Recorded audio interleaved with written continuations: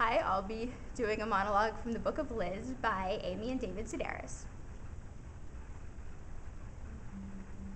The stars are out and you can see the constellations quite clearly.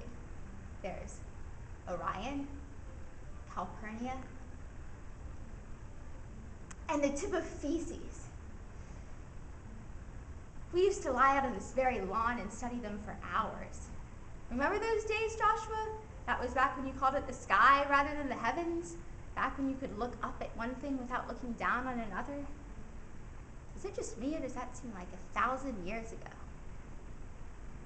I remember this one time Sister Lacey, the school mom, told us to pick something we loved, aside from God, and list 10 things that were wrong with it.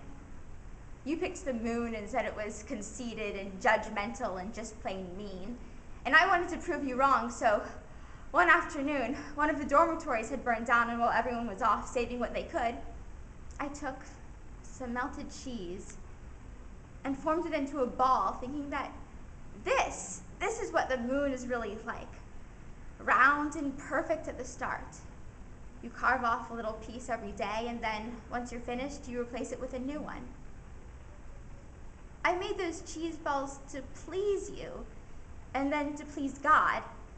And that pleased me until I found I was the one being whittled down to nothing. Stick a moon in the sky, put a nice smoky cheese ball on the table, and people will notice when it's waning, but that's not always true of a person, is it?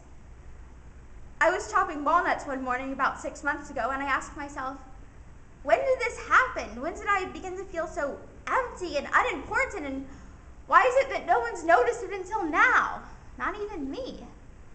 Why is it, old friend, that I had to dress as a peanut in order to feel like a human again?